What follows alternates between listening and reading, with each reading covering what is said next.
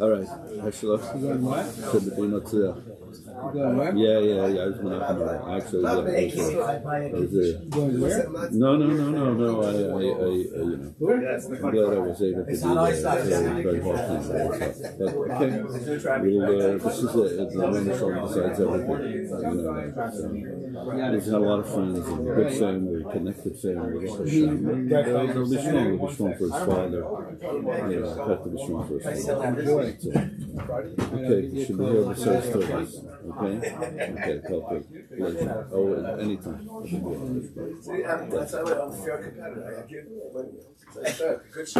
Competitors has much more than you in the game. Let's not get crazy. You're playing. Whoever has not given to a Dr. Cola yet, please do so. We have, maybe we should have cards up here. Cards up there? Yeah, what do you think, sir?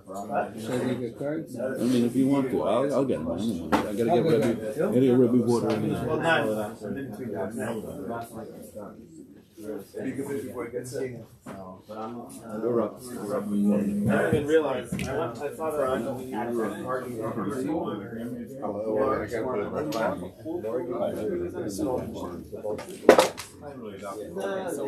What do you think? The construction of this is good? Wall and just that one layer of floor that the shower wall from the back towards against the back because it's not pitched. They're playing that's what we're going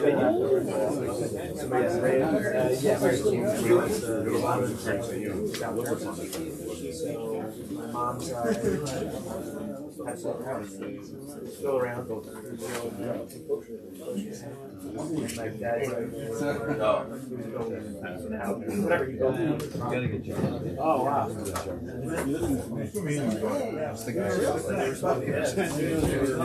you so much. Wow.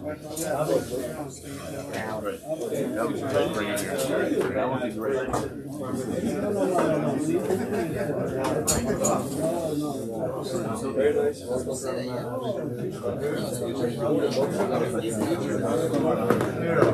Very nice. Ask more questions. Get some. I know there is. We have the next page.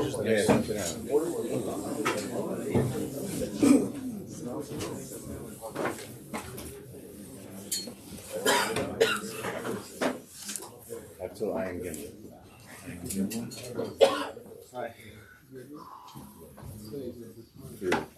That's good. Okay. Yeah.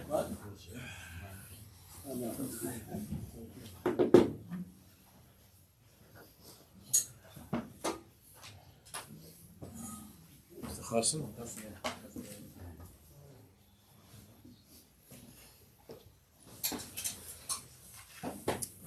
Okay. I want to thank, of course, Rabbi Rahmani and the Mishpacha sponsoring the Shiurim. Zech Nishmas, Avinom, Ben Chaim, Zasham Shamalim, Shman Simcha Nachas and Bracha. Shovivim Baruch Hashem. These parashas of Golus Mitzrayim, Yetzias Mitzrayim, Karval Nafshi Go'ala, each one of us, this time of the year, was all year round, but especially this time of the year, just when we finished the parashas of Yoseph and HaTzadik, and now we're holding by Mitzias of Lo Zochar Yosef, of not remembering Yosef and HaTzadik, because Baruch Hu wants us to remember Yosef and HaTzadik. And we're learning this Torah from the Slonim Rebbe from the Darchei Noam, that even though we began Chanukah, but the Torah is Mamish Shovim, it's for now. The whole avodah of contending with Golus Mitzrayim, each person in his own life, Karval Nafshi Go'ala, that's what we're talking about. We're on page Ayin. So that you have that was sent out, take a look, page Ayin. We're learning about the strange Zera of the Yavanim that the Rambam doesn't mention. It's not found. Thank you. It's not found really on the list of the Gzeiros that every family should write should engrave on the horn of the axe that Ein Lanu Chelik B'Elokei Yisrael, not to have a chelik, but Karen HaShor. We learned that the Shor is Yosef HaTzadik. B'chor Shorei Hard Aloi. And Chelik B'Elokei Yisrael, we were learning a lot about this the past few weeks. It's not a specific Gzeira. There were Gzeiros against Shabbos, against Rosh Chodesh, against Bris Milah. But the connection that a Jew has to that chelik within himself, that's called Elokei Yisrael, to be able to experience and to feel the mesikus, the sweetness of a connection, of a relationship with HaKadosh Baruch Hu, that depends on the midah of Kedusha. That depends on that midah of Yosef HaTzadik. So that's what we're learning about. On page Ayin, Vatam, Madur Bikshu HaYivanim, Ois Beis. Vatam Madur Bikshu HaYivanim B'tchila Livga B'midas HaKedusha. So why did they begin in such a way? Well, the Jews can continue to go to shul, they can learn, they can daven. But the midah of Kedusha was something which was intolerable to them. Dina Yivanim by Miyafes. So now we're getting to the shores of this. Yivanim, that world of Yavan comes from, of course, from Yefes, from the son of Noach, Yefes. But Koicham HaMiyuchad Haya Yafiusa Shal Yefes. And Yefes is a world of beauty, where the entire focus of Yefes is on the aesthetics, on how things appear, how things look, on pleasure, enjoyment, and beauty. That's Yafiusa Shal Yefes. Yofi Shashbate B'Kol Shidchei Tarbus Yavan. And this Yofi is something that over time, from that beginning with Yefes, over time, once it would morph into Western civilization, to Greece, Rome, and Western civilization. So then it was the entire culture. It's music and literature and sculpture and art and that whole world of Yavan. And then V'chein B'chochma Yavanis. And philosophy, secular wisdom, philosophy, and so on. Hayayofi Sichli. So not just a preoccupation, even an obsession with physical beauty and with art and so on, but with philosophy, with intellectual sophistication and beauty. Mefata Yofi Sichli Mefata Shekulam Nischafu Achra V'Sagdullah. And we see that in a relatively short time, that the vast majority of Jews were swept along with this tidal wave of that world of Yafta Lukim Liyefes, of the Yofi of Yefes, and began to worship, to become fixated on that way of thinking, that way of life. Now the Zelu Mazeh, the opposite of the Yofi of Yefes, is not Chalila, darkness and ugliness. The opposite of that is, like it says in the pasuk, Yaf Yofis and Bnei Adam, and Chazal says, talking about Avram Avinu. Avram Avinu was called the most beautiful person. The Torah describes our mothers as being beautiful. The Torah describes Yosef HaTzadik as being beautiful. The Torah appreciates beauty. The Torah is not against beauty. But it's the difference between the beauty of Yosef HaTzadik, which is a beauty that began in the pneumius, in the essence, in the etzem, in the atzmas Yosef of who he was. It was something that one could even see. And I saw sure they could even see when looking upon his face.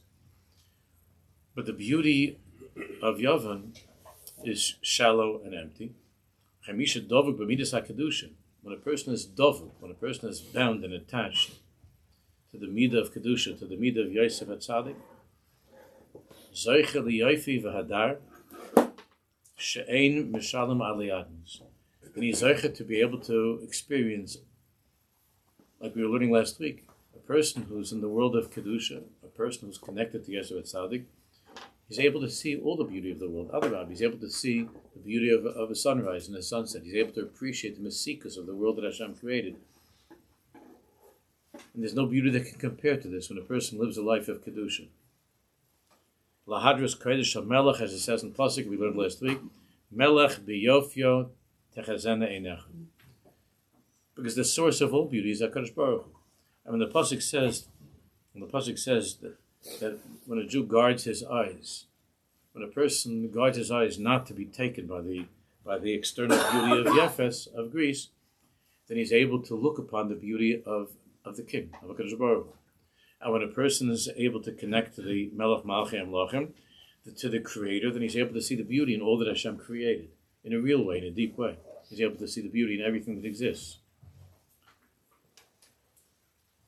Now, of course, from the beginning of their lives, the impression that the kids have growing up and the things that they hear, the kind of things that they often hear, is that the Torah is telling them to turn away from all that's beautiful.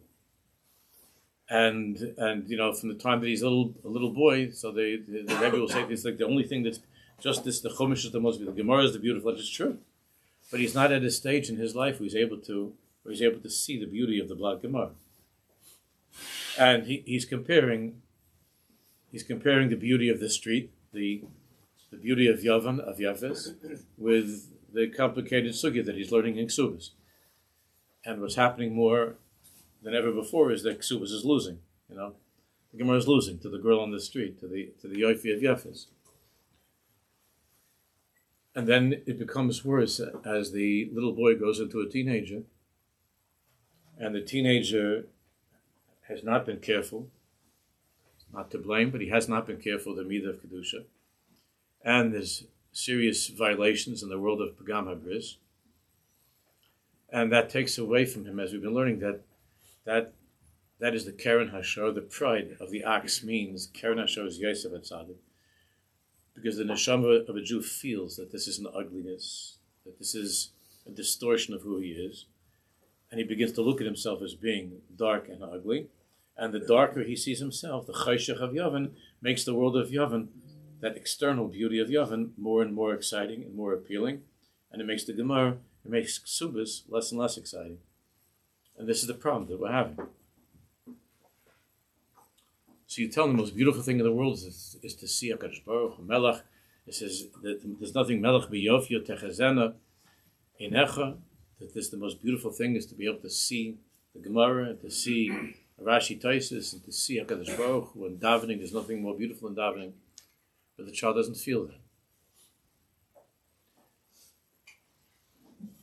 Because he, unfortunately, he succumbed to the Gzeira of Yavan, of Kisvu Lachem Al Keren Hashor, Ein Lanu Chelik Belokei Yisrael.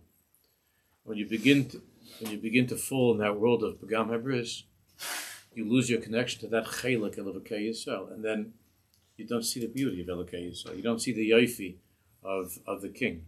You don't see it. Melech biyofyo techazeni. You don't see that. All you could see is the Yofi of Yavan. That's why Yavan began with this Gzeira, with this attack against Yosef HaTzadik.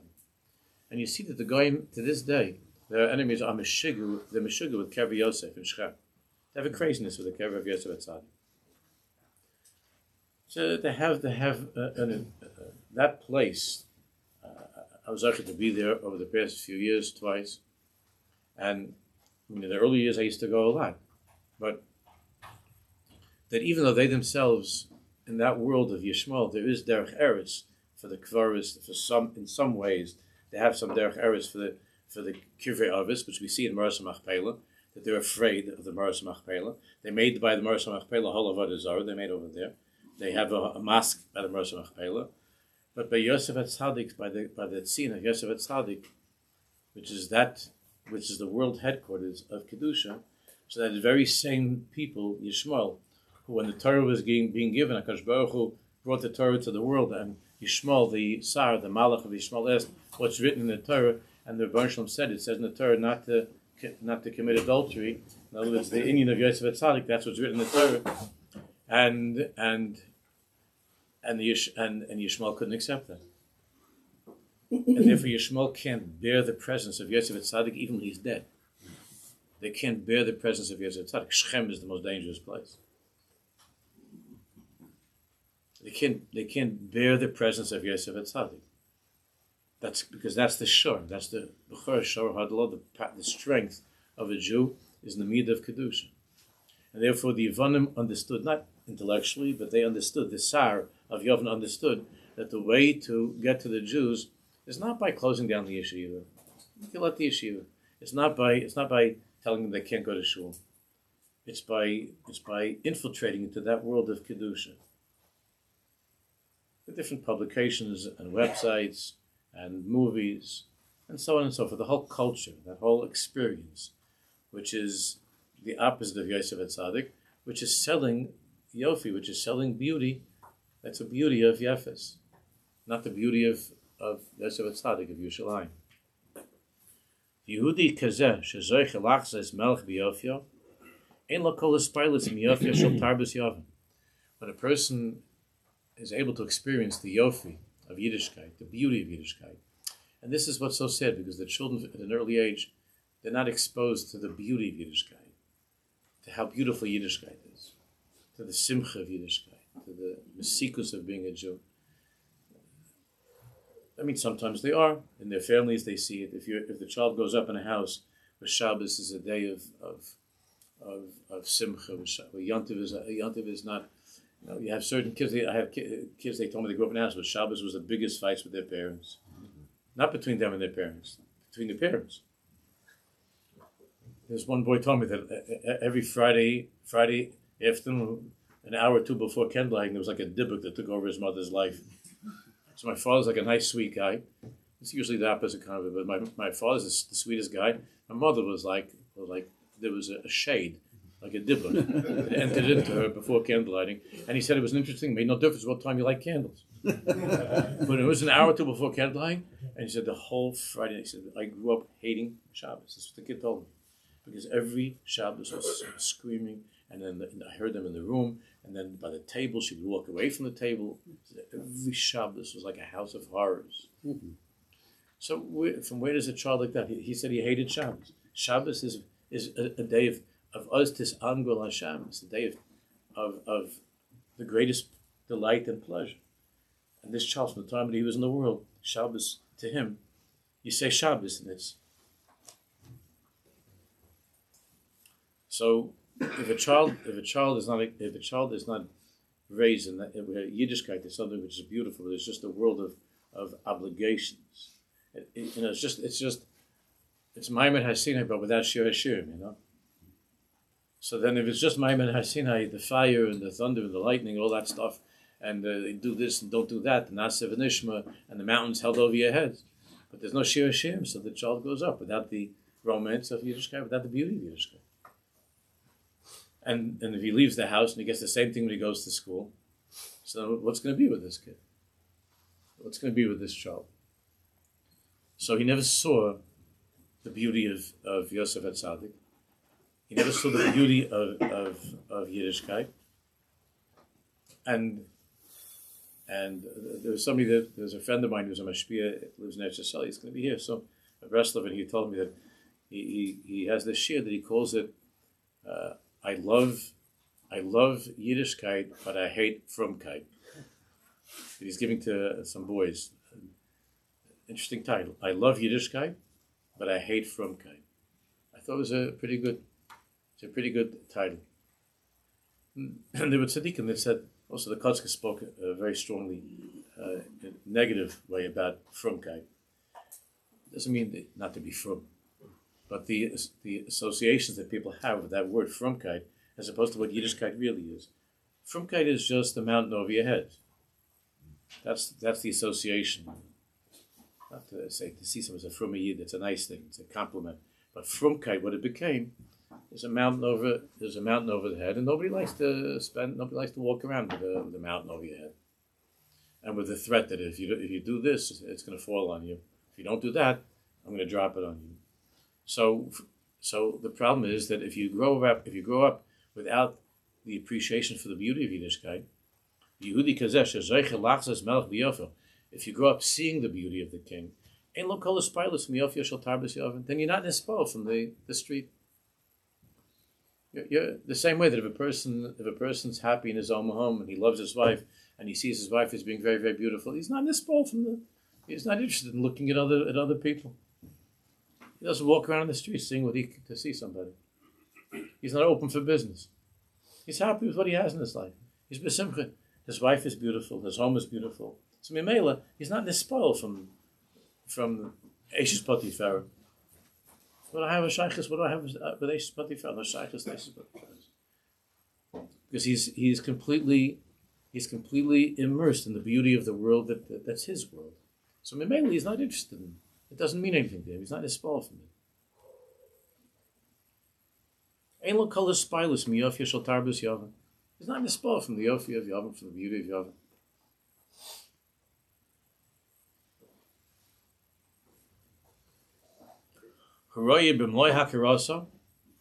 This person who's attached to the beauty of Yiddishkeit, who feels the beauty of Yiddishkeit.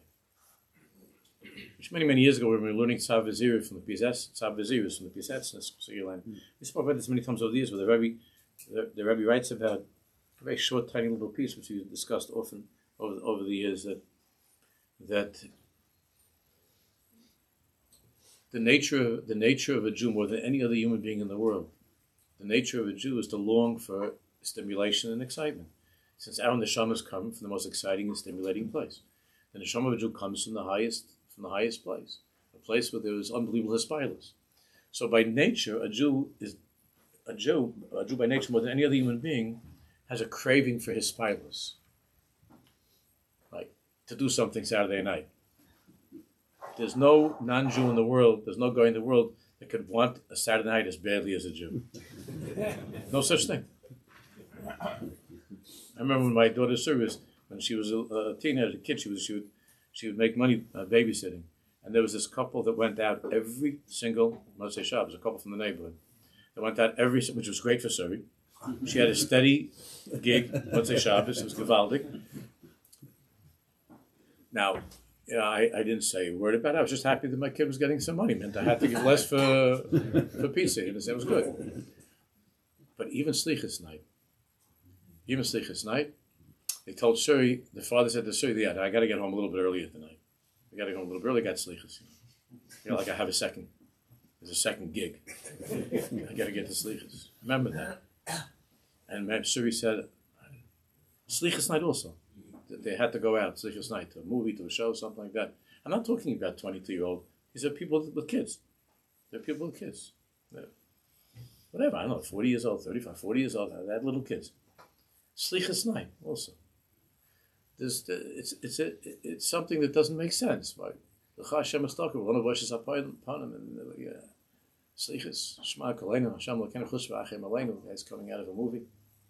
But the teretz is not to try to understand that, but where it comes from, the need of a Jew to be lamed chus, that the need of a Jew is to be busy, to be tumult, to be excited, his spirals. Something exciting, something different. Where does that come from? That comes from the world of where our neshamas come from. So he says is that, if a person feels that in his life of Yiddishkeit, if he's getting that quota, that's the Pisetznes talking about there. If a person's excitement, if his stimulation comes from Kedusha, he's not going to have to look for cheap stimulation. He's not going to have to look for some other kind of stimulation, some silly stimulation that comes from Yavan. He's excited about the stimulation that he gets from a beautiful niggin and from a shtickle Torah. He's excited with a beautiful davening because he has seen the beauty of the king. And once you see the beauty of the king and you're connected to that beauty of the king, all the other things in the world that present themselves, all the other women that Achashverosh was looking at, there's nothing, because if you have Esther, then everybody else is worthless. Doesn't mean anything. So ein kol haspilus miyofi shel tarbus Yavan hu Rambam lo yakroso. What does he see? Like it says in Akdamis, Revuschain mechashiva karbalahi shevachta. What value does any greatness have in the world compared to the beauty of Hashem, to the greatness of Hashem? It's silly. It's like if you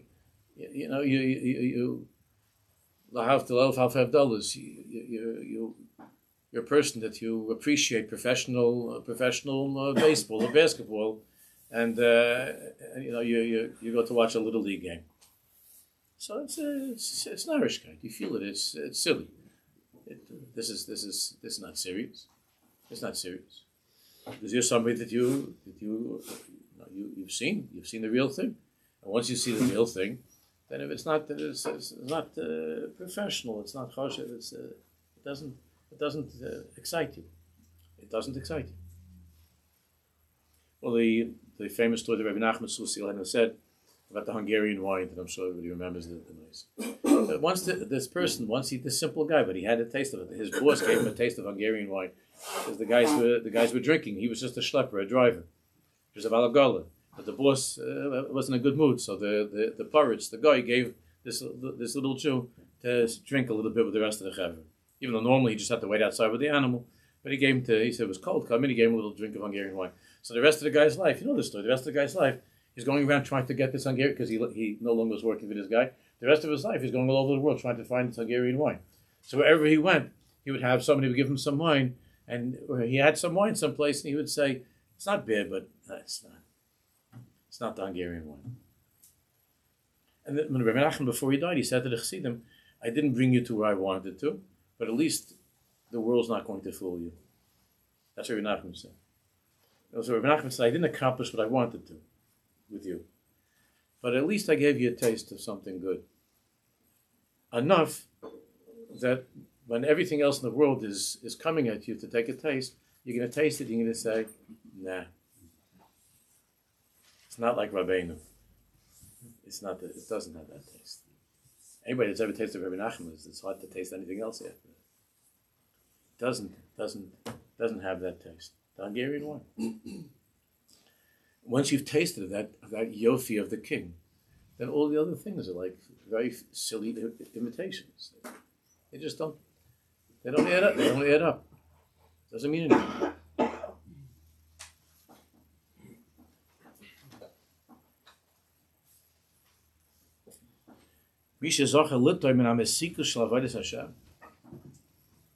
Yeah, when a tzaddik is telling this, the tzaddik is not just thinking about this. It's a tzaddik that lives this way, and he's saying that a person who is zocher to taste the mesikas, the sweetness of avodas Hashem.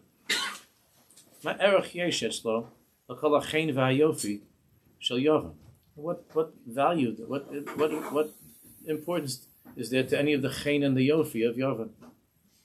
The chen and the yofi of Yavan. I remember so clearly that it was already many, many, many years since I had seen any television. And I was in the airport. And I was sitting down there waiting for the gate to open. And there was a television going with the news or something in the airport.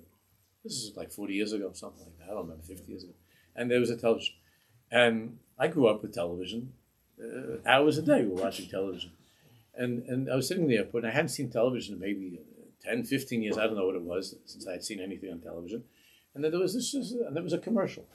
And I looked for a second at the television, and it looked like the strangest, sickest thing. Like we grew up where it was normal to have a person like stand with a can of deodorant and say funny things to you. And like, this is going to change your life. Something like that. Or there was this guy that would have certain toothpaste, Pepsodent, and then the girls in the car would stop in the high, like they would screech over on the road because they would see his smile. And that's how they would advertise the toothpaste. And then you think like, and you grow up with that the whole time. It's actually normal that cars are stopping on the street to look at your teeth. And this girl wants to get into the car with you. And then like all of us in high school wondering like, I brushed my teeth and nothing happening over here.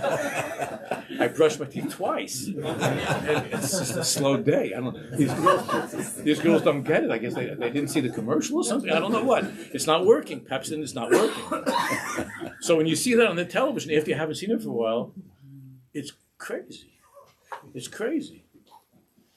Next time you're sitting someplace, like in a public place, and you look around, you're in a Jewish, I was going to say a frum restaurant, and a glak kosher, everything, chassidische shchita, whatever it is. You sit in a restaurant and look around at everybody on their things. It's not crazy. It's not like from another planet. If we'd have been 20 years ago, or whenever Dharma began this whole thing 30 years ago, and you sit in the room and you have 25 adults sitting, not 20 kids, you have 25 adults sitting like this with something up like this with their face and moving their fingers like this. It's not crazy. So he's doing his business, he's doing this. It's crazy. But if your eyes are not treated to the beauty of a pure life, of a life of kedusha, then the beauty of Yefes, that shallow, silly darkness of Yefes that is enclosed in the girl in the car next to yours, it becomes like something that's choshev. Kilo, this is it. This is great. But once you've tasted of the Hungarian wine, then it's like this is like I look at the television shows. It's silly. It's immature. It's ridiculous. And you think I was watching this stuff, and then you think what the shows that we grew up with, and then the shows are mostly harmless from those years. Talking about 50, 60 years ago, what were the shows? They're mostly harmless, but it's an Yiddishkeit. And I would watch these things for 5-6 hours a day, sometimes on a Sunday or something, between the pre-game and the post-game and all the other stuff, and then finally at night it would be already time for Ed Sullivan, and maybe the Beatles will be on or something, who knows? And it was, but when you look at it after you've seen the truth of the king, and you look at the beauty of the king, then you take a second look at Yavan, and it's absurd. It's absurd. Therefore, the most painful thing for a person who has seen the face of the king and who has seen the tzaddik, and has seen Yoseph HaTzadik, the most painful thing is to see his friends, to see other Jews that are 40, 50 years old, and that are still like biting their nails, worrying about the Yankees or the Mets. At what point you still are? I'm not saying a person not to enjoy a game, but you're still like that's your chiyus. You have a spylus from a couple of grown-ups throwing the ball around. Don't you have a spylus? You get excited about that? You think about that like at night, like what are the standings? You're thinking about like somebody's ERA. You're 40 years old. You still care about like guy's batting average? Are you serious? You still care about how many times a guy puts a ball into a basket? You're 40, 50 years old. Admasai, to one as a person, means that you haven't seen real beauty. It means you haven't had a taste of the Hungarian wine. Because if you had a real taste of the Hungarian wine, this stuff would be stupid. It's silly. It's for children. It's an Yiddishkeit. A lot of the other stuff. An Yiddishkeit. And it's so different if you have grown-ups sitting around some platter of this sushi is raw fish, and this is some kind of hard piece of cold meat, and then they have people they have these meat boards. It became a whole thing, or the way guys talk about their liquor. Right, a Yid was talking to me yesterday about that. There's no coffee in the shul, and like he couldn't understand that there was no coffee in the shul, and what kind of a shul doesn't have coffee, and I said to him, I have to tell you something. I'm not a coffee drinker, so I don't feel the pain that you feel. I've never had a cup of coffee in my life, so I don't know what that feels like. I'm so sorry. I'm so sorry that you didn't have your Shabbos morning, a cup of coffee just next to you on your table while you're saying, Ashrei or something. And I don't know what that feels like. That pleasure of a cup of coffee. Guys with their liquor and this collection of liquor and the bottles and talking about. It's not, again, I'm not talking about not enjoying a coffee. Isn't all right. And if a person has a little mashka to make a l'chaim on a yard side, isn't all right. But the hispilus is what I'm talking about. That's hispilus. That's strange. That's strange. The hispilus, the excitement, the chiyus that a person takes from such things of Yavan. This is all from the world of Yavan. Just because the meat has a good hechsher and the whiskey is kosher or something like that, that doesn't mean that. And the same thing with the we would walk in. When I remember that feeling when in the Bronx, you walk into Yankee Stadium when you're coming, you park the car and then you're walking, as a kid, and you're in the stadium, but you didn't see the field yet. You know what I'm talking about? And then you come to the Heichel. The doors of the Heichel, and you walk over there. And because my father would take me and my friend from the block, my father took us once a year to a baseball game. And he always brought with him the Allgemeine. And he sat down, the second we sat down with a newspaper. He was reading this. But we would come there to the opening. It would take your breath away. And I said to my father, I remember saying like as a kid, Daddy, wow, thanks for my father said to me, it's the gardener that did that. Like he wanted to know who the gardener was. Nice job. I said, nice job. That was like the only thing that was in the spell for my father was the gardening. Like somebody did a nice thing with the grass. How do you get it like that? Such a big piece of lawn, big piece of grass. You know who you are by what brings you to a place of hispilus, what causes you to get excited. What takes your breath away? That's who you are. If a gewaldige Chassam Sofer takes your breath away, if a particularly fascinating Taisvis takes your breath away, it's a good sign. But if a piece of meat or a drink of schnapps is what takes your breath away, it means that you're stuck in Yefes. You're stuck in Yavan. You're in a place of chayshach, of darkness. And you're brought into the gzeira of writing on the Keren Hashar, England of Chelik B'Lekei Yisrael.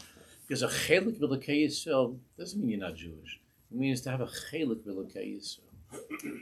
Something else. A Chelik B'Lekei Yisrael means to have a spilus from Hashem Yisrael. To have a spilus from a piece of Torah.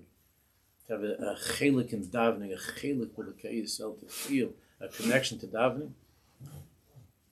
Misha Zocher Litam and Amesika Shal V'Ez Hashem Ma'erach Yeshes Lo Kol Achein V'Yofi Shal Yavan Lo Masatam Shal Ki Toiv Hashem Ki Toiv Hashem Tam Hu'u Ki Toiv Hashem. Taste the Hungarian wine. Tam Hu'u Ki Toiv Hashem.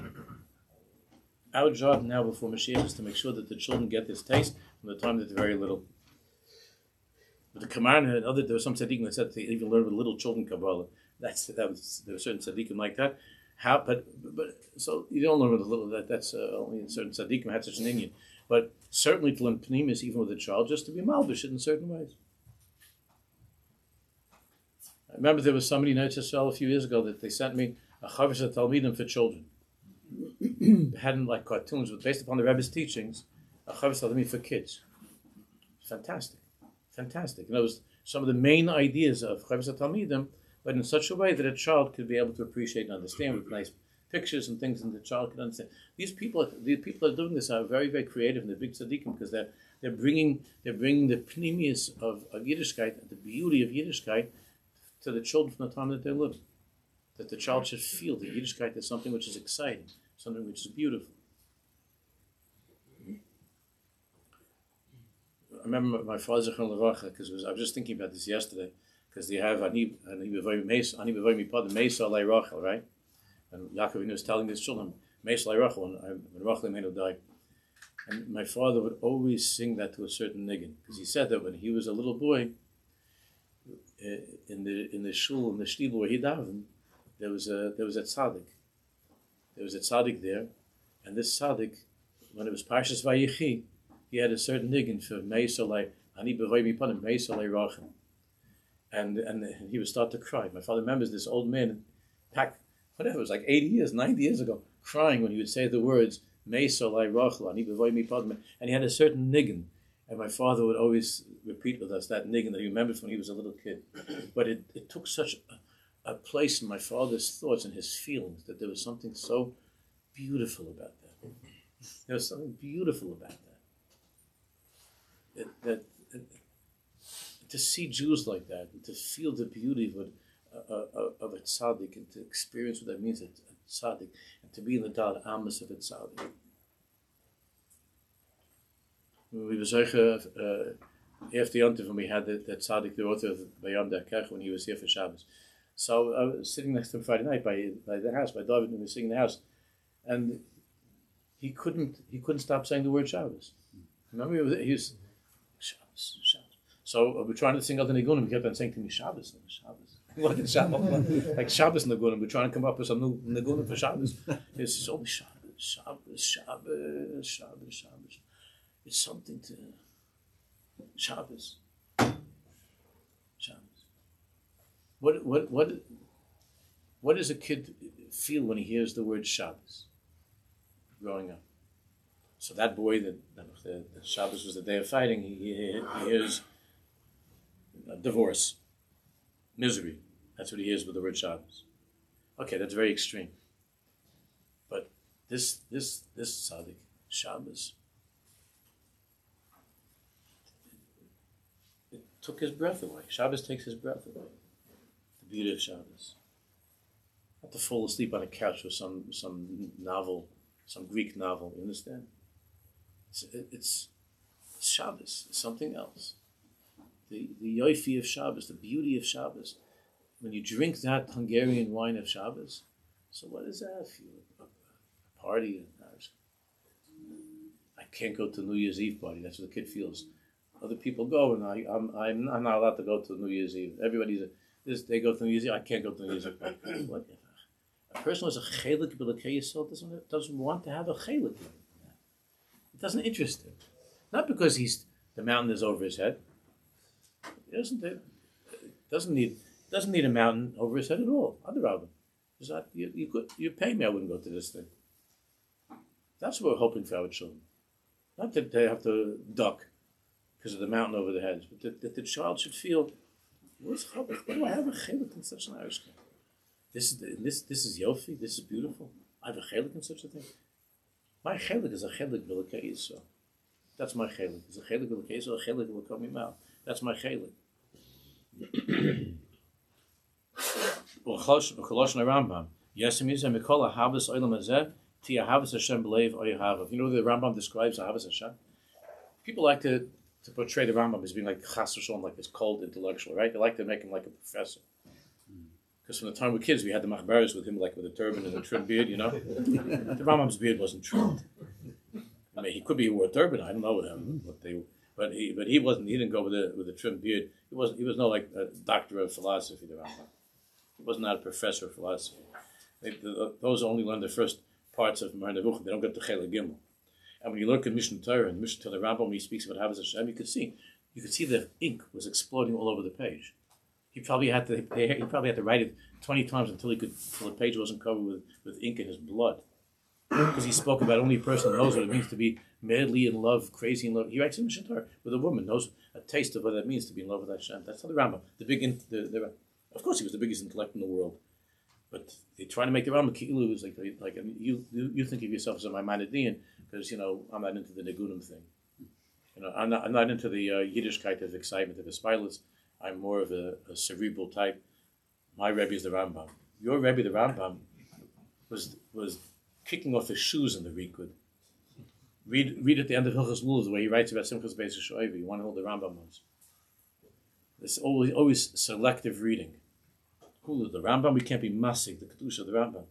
The kedusha of the Rambam, we can't be masig the kedusha of the Rambam. We wouldn't be able to be in the same room from the aura of the Rambam would blind us. We wouldn't be able to look at the Rambam's face. The kedusha of the Rambam. But they prefer to make him seem like he is like this, this deep thinker. He was the deepest thinker in the world. But it wasn't on the cheshbon of who he was and his spilus and his kedusha.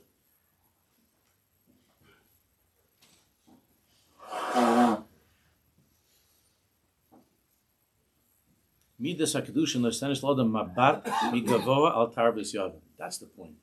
When a person is connected to the midah of Kedusha, that takes him up to a mountain. He's called a Ben Aliyah. A Ben Aliyah means you go up to a higher floor. And when you're on top of a mountain, you're on a higher floor, you can see everything really for what it is. You get a better view.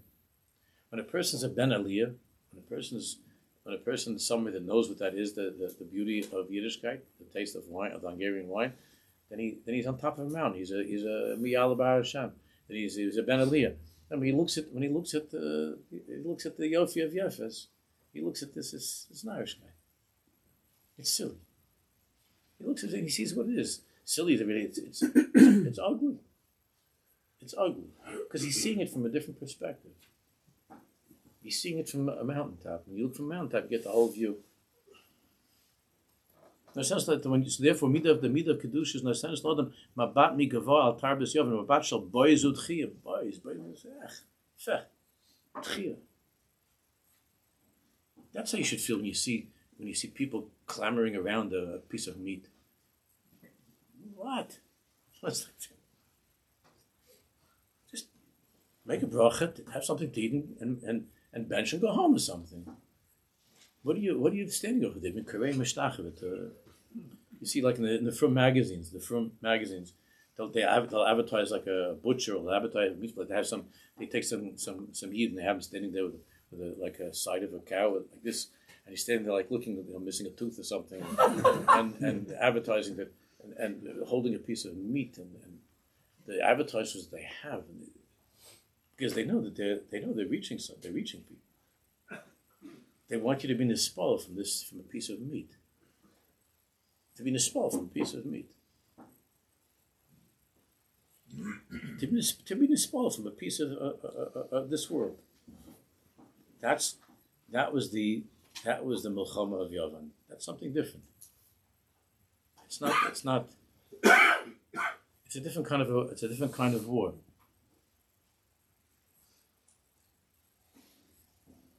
Mabit shall bitul gomer. I'll call Mashiesh Livan Latzia. A person who drank the Hungarian wine, a person who sees the beauty of tzaddik and the beauty of Torah, he looks at what the Yavanim are offering. It's silly. Midas HaKadoshi he hareish v'rishon ha'ashpaz or Yisrael. Therefore, the Greeks understood that the first place to get a Jew is to reach into that world of Kedusha. To reach into the world of Kedusha. That's where you get him. To take away that feeling of Kedusha. To take him away from Yosef HaTzadik.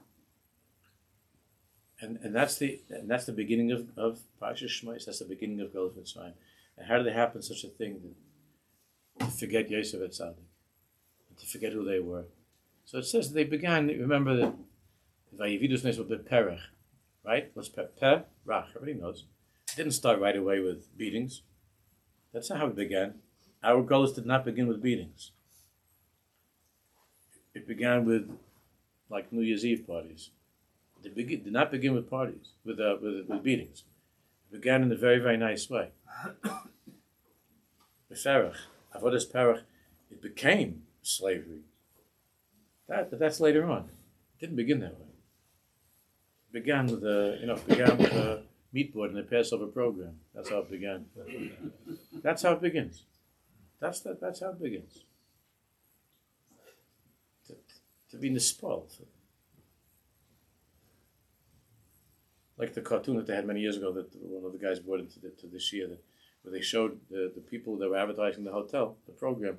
They made a contrast. They had a cartoon, and they showed the people that are going crazy Erev Pesach in the house, last minute, like doing stuff in the house, busy, like, and she has to, she's peeling the potatoes, and he's doing this, and he's under, and he has to all the busyness of the house, and then they had that's one side of the page, and the other side of the page they had Erev Pesach at the program, and they have them sitting by the pool, Erev Pesach sitting by the pool.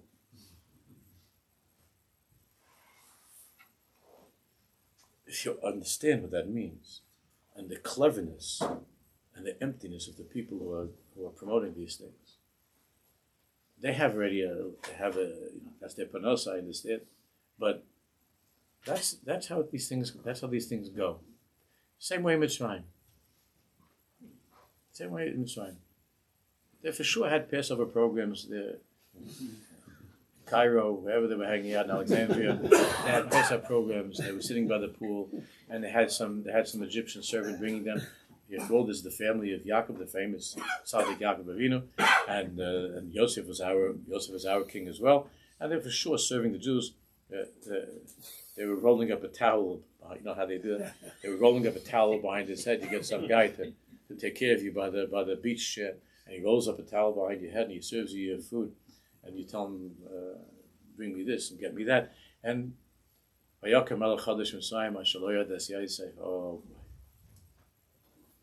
Then the things start to go the other direction. And how did the Jews live in Berlin? Was bad? You think it was bad? And in Budapest it was bad? Wasn't bad at all. I grew up knowing Jews from these places. Wasn't bad. Jews got nice treatment. And there's nothing wrong, a person doesn't have to suffer, God forbid. But to be able to make a distinction between the beauty of Yosef HaTzadik and the V'yakam Melech Chodesh Asher Lo Yadas Yosef. Lo Yadas Yosef. And it always begins Beperach. Beperach. Nice. Begins nice. See, every single kid, all of your children and grandchildren know that Hamas is bad. Everybody knows the Hamas, they're evil, and that Hamas is something you got to stay away from Hamas. They all know that. But they're completely enamored with their tchotchkes and with Yavan, right? Let's face it, they're enamored with Yavan. It takes, Yavan's effects take longer. Hamas gets right to business. You're a Jew, I want to kill you, that's it. Hamas gets right to business. No, they don't lie about it. Everybody else lies about Hamas. So that was the craziest thing after the war, right? Hamas is sending out pictures, like they're posing with babies' heads. But the rest of the world, they're all saying, nah, that never happened. Hamas say, what do you mean that never happened? You're dishonoring us. We were matzliach. We killed Jews and we cut off their heads. And the other ones are saying, no, they never did that. They never did that. So everybody knows what Hamas is. But Yavan is not that. Yavan is very, very popular. Yavan is popular. It's Beperach. It's Eilan of Chelik with the Kesel. It's that boy one morning wakes up and he doesn't feel a chelik at all in davening. He doesn't feel a chelik in his Gemara. He doesn't feel a chelik in his family and what they do. He feels only that one thing, and that's it. And he has to have that satisfaction because that's his entire yofi. That's all he sees as being beautiful in his life, is the yofi of Yefes. And now we're trying to scramble, and the parents are trying to scramble to somehow give him a nice Jewish experience. So, let's get this high school boy quickly off to Yerushalayim, and, whatever, they'll fix him up over there. He'll see the beauty of Yerushalayim, and he's going to forget about the back of the pizza shop on Central Avenue at 2 o'clock on the Motzei Shabbos. Get him fast off to Yerushalayim, fix him up in Yerushalayim, send him off to some rabbis, see what we can do, help him out. But we have to raise the children in a place where they have the Hungarian wine. That's our job of our generation, to bring Mashiach. To give our children not just a taste, to fill them with the Hungarian wine, to fill them with the Or of the Tzadikim. When they feel and they see the Or of the Tzadikim, even from an early age. Listen, when they're teenagers, they got to do their thing to one degree or another, but they remember the Hungarian wine. So even though they might go through their funny stage, I told you this once, I'm ready all the time. I told you that I remember when we were growing up, so the kids in the car, like when we were going on trips and stuff, they wanted to play, they wanted to play like with the music that their friends were listening to. Like that stuff, the shiny shoe music, And I'm always playing, Chaim David and Karduna started, and I'm playing some old Shlomo Karlebach things, and the kids are going, Daddy can listen to somebody, and they, those names of those guys, and I said, no, I can't listen to that stuff, I can't listen to it. So they grew up with that, and they were, with the rolling their eyes, like I'm looking in the mirror, rolling their eyes. Those the kids rolling their eyes, like from the time that even when they're still like in a baby seat, they're already rolling their eyes. But something's interesting. When they got older, the children, that's all they listen to. Is to Shlomo and Eitan and to Karduna and to the Holy Monogamy. That's all they can listen to. They can't listen to the shiny shoe at all. You walk with the chassan, the kids, they can't hear it. So it's an interesting thing. B'shas Ma'aseh, it rubs them the wrong way. Because why? It's not they're friends, and why are we different, and it's not cool, it's not this, it's not normal. Daddy's not normal. It's not normal. But then it's an interesting thing about how they define normal, and how proud they are afterwards as they grow up. That they appreciated, at the time, the Hungarian wine wasn't so good for them. They didn't feel it. But later on, they understood that was taka. That was better. That's real Jewish music, not the stuff that the noisemakers, the groggers. That's real Jewish music. And they understood it. So don't think that the kids can tell the difference. Just intellectually, in seichel, they don't know the difference because they're in that whole funny place. But inside, they understand that a real niggin, and that's not a niggin. This is a real niggin. They understand it's a real niggin. And when they hear a piece of Torah, they understand it's a piece of Torah. They understand when they hear a real piece of Torah. Even when they're little children, they understand it. If you're going to say something in the Shabbos table to be yaitz, some kind of a lifeless vart or something, somebody put this pasuk with that pasuk, and hey, it worked out. And that's the whole thing that the kid hears. That's it. And he doesn't hear something neshama they get the table. So even though you think that the kid doesn't understand, the neshamas understand. And when the child's neshama is getting that Hungarian wine, they want more later on. So Hashem also helps to give them good servants.